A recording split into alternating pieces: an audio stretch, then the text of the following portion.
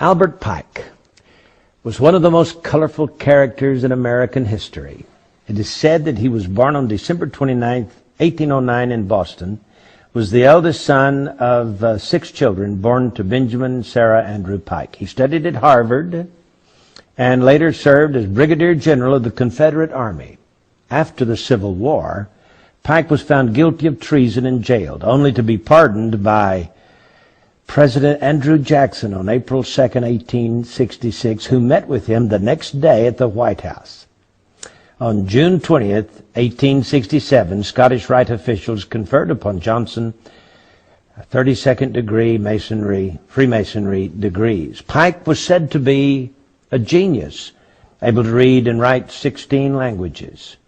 He was one of the founding fathers of the head of the ancient accepted Scottish Rite of Freemasonry, being the Grand Commander of North America Freemasonry from 1859, and retained that position until his death in 1891. In 1869, he was the top leader of the Knights of the Ku Klux Klan.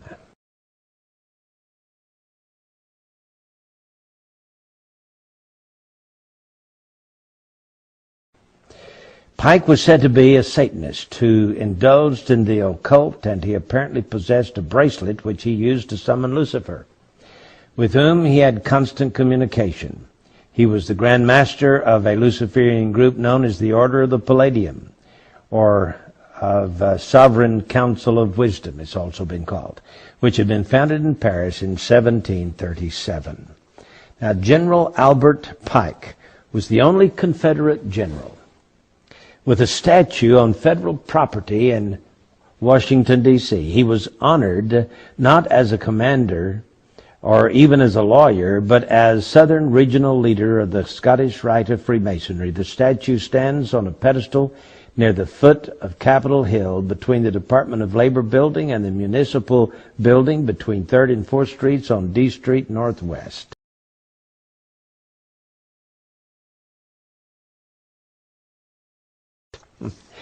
Now, I tell you all of this because it is said that he received a vision from his mentor, Mr. Lucifer, I guess, on August 15, 1871.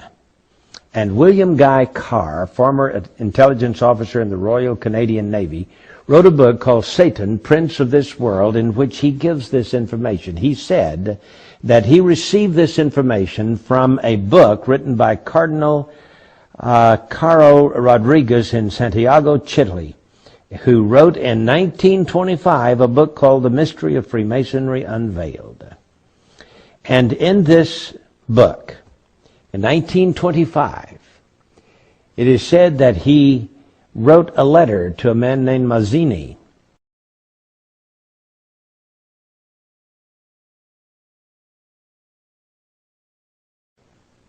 in which he described this dream. And in the dream, he predicted 3 world wars. The First World War, he said, must be brought about, and I'm quoting from Albert Pike. The First World War must be brought about in order to permit the Illuminati to overthrow the power of the Czars in Russia and of making that country a fortress of atheistic communism. The divergences caused by the agents of the Illuminati between the British and German empires will be used to foment this war. At the end of the war, communism will be built and used in order to destroy the other governments and in order to weaken the religions.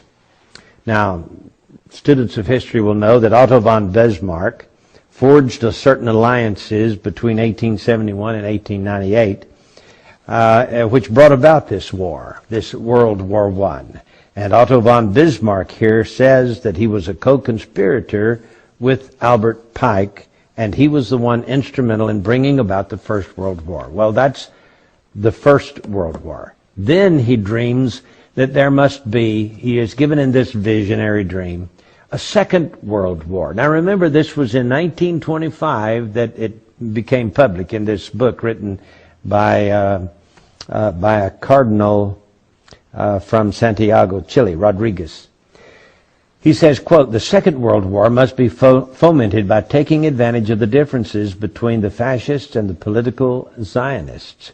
This war must be brought about so that Nazism is destroyed and that the political Zionism will be strong enough to institute a sovereign state of Israel in Palestine. During the Second World War, international communism must become strong enough in order to balance Christendom, which would then be restrained and held in check until the time when we would need it for the final social cataclysm." Well, there are some who may argue that the terms Nazism and Zionism were not known in 1871. You should remember, however, that the Illuminati invented both of these movements. In addition, communism as an ideology and as a coined phrase originates in France during the Revolution. In 1785, Restif coined the phrase 4 years before the Revolution broke out. Restif and Babeuf, in turn, were influenced by Rosé, as was the most famous conspirator of them all, Adam Weishaupt. Then he has this vision, in this vision, not only one world war and two world wars, but here comes the third world war. He says, and I quote, "The Third World War must be fomented by taking advantage of the differences caused by the agents of the Illuminati between the political Zionists and the leaders of the Islamic world." Yeah, that's what he says. The war, this was 1925. Please understand that.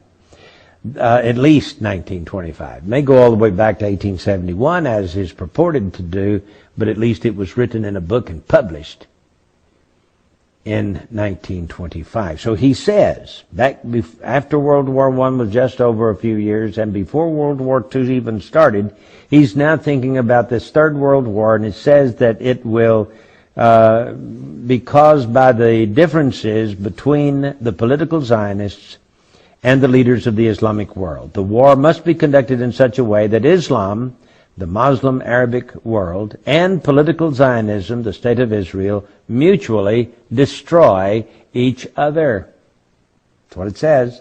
Meanwhile, the other nations, once more divided on this issue, will be constrained to fight to the point of complete physical, moral, spiritual, and economic exhaustion.